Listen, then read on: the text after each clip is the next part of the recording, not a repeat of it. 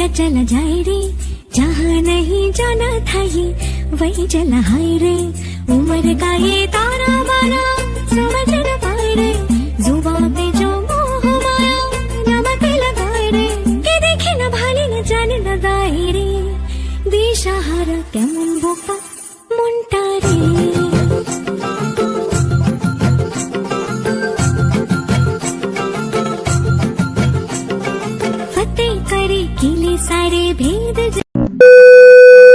Hello বন্ধুরা, কেমন আছো সবাই? আশা করছি তোমরা সবাই ভালো আছো, সুস্থ আছো, আর আমিও মোটামুটি একটু ভালো আছি। কি হয়েছিল, কেন গত 3-4 দিন ধরে তোমাদের সঙ্গে ব্লগ ভিডিও শেয়ার করতে পারছি না, কি হয়েছিল সমস্ত কিছুই তোমাদের সঙ্গে শেয়ার করব। দেখো, সকালবেলা ঘুম থেকে উঠেই কিন্তু ফ্রেশ হয়ে গেছিলাম, পেটটা অনেকটা গরম ছিল, তো তার কারণে কিন্তু কাঞ্জি শরবত যেটাকে বলে আমরা, মানে ভাতের যে পান্তার যে জলটা থাকে না, ওইটাকে রেখে মানে টক করে নেওয়া হয়, তো ওটাকেই বলে কাঞ্জি শরবত। এই যে দেখতেই পাচ্ছ, আগের দিন রাত্রেবেলা কিন্তু আমি মিছরি ভিজিয়ে দিয়েছিলাম ওর মধ্যে, তার সঙ্গে কিন্তু লবণও দিয়েছিলাম। এইদিকে দেখো, একটু গুটিয়ে নিয়ে আমি কিন্তু ওর মধ্যে মানে ছেঁকে নিয়ে আমি কিন্তু ওই জলটা খাচ্ছি। আর এই জলটা খেলে কিন্তু অনেকটা পেট ঠান্ডা করে। আমাকে কিন্তু বাবা অনেক দিন আগে থেকেই বলেছিল যে মিছরিগুলো কাঞ্জি জলের মধ্যে দেবে, তো আমার কিন্তু দিতে মনে থাকতো না, রাত্রেবেলা দিতে হতো।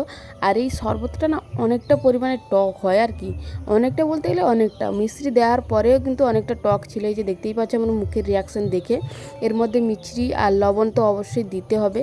তো যাই হোক, খাওয়া দাওয়া কমপ্লিট করে না আজকে সকালবেলা আলু ভাজা করব বলে কিন্তু চলে এসেছিলাম। আর অনেক দিন হয়ে গেল পান্তা, মানে কি বলো তো, পান্তার সঙ্গে আর আলু ভাজাও করা হয় না, বা নর্মাল এমনি আলু সিদ্ধও করা হয় না। তো ভাবলো না, চলো আজকে যখন বাড়িতে কেউ নেই আমি আলুটাও ভেজে নিই। আর সত্যি কথা বলতে গেলে কি জানো তো, আমি যখন আলুটা ভাজছিলাম তখন জানতাম না বাড়িতে যে লোক হয়েছে।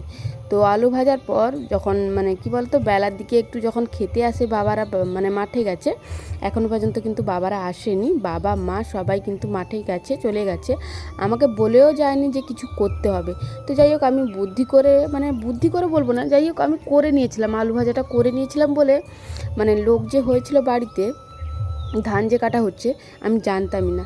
যাই হোক, আলুটা ভাজবো বলে আমি কেটে নিয়েছিলাম, কেটে নেওয়ার পর এদিকে দেখো গ্যাসের মধ্যে আলুটা ভাজতে চলে এসেছিলাম। কড়াইটা বসছি, কিন্তু মানে কড়াইটা গরম হচ্ছে তার আগেই কিন্তু আমি লবণ আর হলুদ দিয়ে মাখিয়ে রাখলে, আলু যাই বলো না কেন, একটু লবণ হলুদ মাখিয়ে রাখলে একটু নরমও হয়ে যায়, তাড়াতাড়ি ভাজাও হয়ে যায়, আর কড়াইয়ের মধ্যে সেরকম লাগেও না, মানে লেগে যায় যেগুলো, এগুলো কিন্তু লাগে না। এদিকে দেখো, একটু লবণ আর হলুদ মাখিয়ে রেখে দিয়েছিলাম, আর এখন কড়াইয়ের মধ্যে মানে তেল দিচ্ছিলাম। আর এখন বাড়িতে কিন্তু কেউই নেই, কারণ দিদা আর মা বাবা কেউ ছিল না বাড়িতে, দাদুও কিন্তু নেই, আমি আর আমার মানে মেয়ে ছিলাম বাড়ির মধ্যে। তো যাই হোক, আমি আলু ভাজতে শুরু করে দিয়েছিলাম, তখনই দেখলাম দিদা কিন্তু চলে এসেছে, আর দিশা সোনাও কিন্তু ওর পিপির বাড়িতে ছিল, ও কিন্তু এখন চলে এসেছে। এই যে দেখতেই পাচ্ছ, এখন আলু ভাজছিলাম, আর আলু থেকে কতটা পরিমাণে জল বেরিয়েছে দেখো, হলুদ লঙ্কার জল, এই যে দেখতেই পাচ্ছ। তো যাই হোক, চলো আলু ভাজাটা কমপ্লিট করে নিই, তারপর আবার তোমাদের সঙ্গে কথা হচ্ছে। আলু ভাজা কমপ্লিট করার পর স্নান করতে চলে গেছিলাম, স্নান করে এসে যে দেখতেই পাচ্ছ বসে গেছিলাম খেতে। খাওয়ার মধ্যে যে গরমের মধ্যে তো রুটি মুড়ি বলতে পারবো না, কিন্তু পান্তাটা আমার বেস্ট। কার কার গরমের মধ্যে পান্তা খেতে ভালো লাগে অবশ্যই কমেন্ট করে জানাও। আর আমার সত্যি কথা বলতে গেলে এই গরমের মধ্যে না মুড়ি আর তোমার এই সকালবেলা বিশেষ করে মুড়ি আর তোমার রুটি টুটি খেতে বলবে না, পান্তা ভাতই আমার কাছে বেস্ট। যাই হোক, খাওয়া দাওয়া কমপ্লিট করে এইদিকে দেখো চলে এসেছিলাম আমি ঘুগনি রান্না করব বলে। তার সঙ্গে এই যে দেখতেই পাচ্ছ আলু আর আমি মানে মটর যেগুলো ভিজিয়ে রেখেছিলাম ওইগুলো কিন্তু প্রেসার কুকারের মধ্যে দিয়ে দিচ্ছিলাম। আর আমার কি হয়েছিল, মানে কয়েকদিন ধরে কেন ভিডিও মানে শেয়ার করতে পারছি না, কারণ আসলে আমার এতটা পরিমাণে পেটটা খারাপ ছিল, মানে কি বলবো। আর পেট খারাপ হলে তো জানোই যে ছোটো ঘরে কতবার যেতে হয়। যাই হোক, অনেকটা পরিমাণে পেট খারাপ ছিল। পেট খারাপ বলতে কি, পেট প্রচুর পরিমাণে গরম হয়ে গেছিলো আর কি। মানে পেট ঠান্ডা করার জন্য যে ডাবটাও খাবো, ডাবও মানে এখানে অনেকবার জিজ্ঞাসা করেছি, বাজারেও গেছিলাম, ডাব একদমই ওঠেনি। যাই হোক, এদিকে দেখো প্রেসার কুকারের মধ্যে মটরটা বসেছিলাম একটাই কারণে, কারণ কি বলতো বেশ কয়েকদিন ধরে পাঙ্গাস মাছ হচ্ছে, তো পাঙ্গাস মাছ আমি খাই না বলে কিন্তু মাছটা, তো তার কারণে কিন্তু আমি ঘুগনি আজকে রান্না করছি, কারণ আমি খাবো বলে কিন্তু ঘুগনিটা রান্না করছি। যাই হোক, এদিকে দেখো মটর আলু যে পুড়িয়ে ফেলেছি তা কিন্তু নয়, অলরেডি মটর আলু পুড়ে গেছে। আসলে কি বলো তো, প্রেসার কুকারটা হয়তো খারাপ হয়ে গেছে, কারণ যখন থেকে কিন্তু প্রেসার কুকারের মধ্যে আলু মটর বসিয়ে দিয়ে গেছি তখন থেকে কিন্তু একটাও সিটি পড়েনি। তো যাই হোক, অল্প পরিমাণে যে জল দিয়েছি সেরকমও কিন্তু নয়, কারণ প্রেসার কুকারে তো আমি ইউজ করি, তো তার কারণে কিন্তু জানি যে কতটা পরিমাণে জল দিতে হবে। আর এদিকে দেখো প্রেসার কুকারের অবস্থাটা দেখেই বুঝতে পারছো যে কি হয়েছে, মানে প্রেসার কুকারের ভেতরের মধ্যে ডিজাইন হয়ে গেছে আর কি। এই যে দেখতেই পাচ্ছ যেখানে যেখানে মোটর ছিল ওইখানে ওইখানে সাদা আছে, আর ওইখানে যেখানে ছিল না ওইখানে কিন্তু পুড়ে গেছে, অলরেডি পুরোটা পুড়ে গেছে আর কি মোটরগুলো। তো যাই হোক, কিন্তু সেরকম কিন্তু পোড়া গন্ধ করেনি, মানে মোটরগুলো কিন্তু সেরকম পোড়া গন্ধ করেনি। এদিকে দেখো আমি কিন্তু মেয়েকে স্নান করিয়ে খাইয়ে ঘুম করিয়ে তারপর চলে এসেছিলাম রান্নাবান্না করতে। প্রায় বলতে গেলে 1:30টা বেজে গেছিলো, মানে ঘুগনি রান্না করে 1:30টা বেজে গেছিলো, ঘুগনি রান্না করে খেতে 2টো বেজে যাবে। কী করবো বলো, পাঙ্গাস মাছটা খাই না, আর বাড়ির সবাই কিন্তু পাঙ্গাস মাছটা খায়, তো তার কারণে কিন্তু তারা পাঙ্গাস মাছটা খাচ্ছে। আমার তো মানে পাঙ্গাস মাছটা খাই না বলে তো আমাকে নিজের রান্না তো নিজে করতে হবে অবশ্যই, তো তার কারণেই কিন্তু এদিকে চলে এসেছিলাম গ্যাসের মধ্যে ঘুগনিটা বসাবো বলে। আমি ভেবেছিলাম হয়তো একটু ডাল বসিয়ে দেবো, কিন্তু ডাল নেই দেখলাম, তো তার কারণে কিন্তু ঘুগনিটা রান্না করছি। এই যে দেখতেই পাচ্ছ পরিমাণ মতন দিয়ে সমস্ত কিছু দিয়ে কিন্তু আমি বসিয়ে দিয়েছিলাম। তারপর 2টোর সময় কিন্তু খাওয়া দাওয়া কমপ্লিট করে নিয়েছিলাম।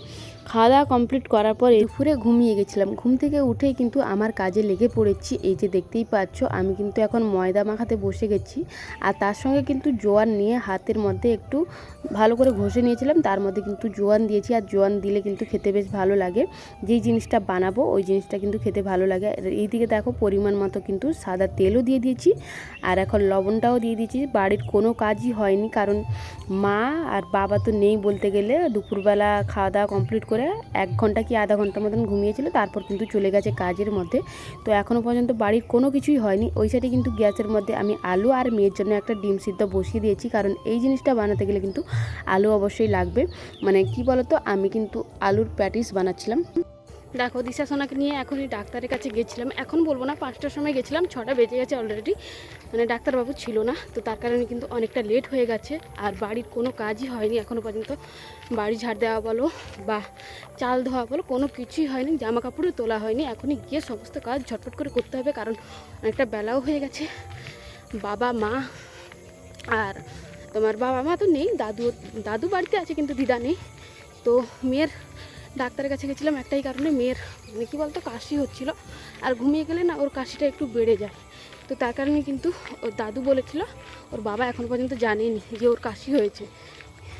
তো দাদু জেনেছিল, মানে জানে, তো তার কারণে বলেছিল যে কাশির ওষুধটা নিয়ে আসতে। তো ওই যে রাস্তার পথে যাচ্ছি এখন বাড়ির দিকে, ঝটপট করে আসছি বলে না, তার কারণে মানে হাঁপিয়ে গেছি। তো চলো বাড়ি যাই, আবার বাড়ি গেলে কথা হচ্ছে।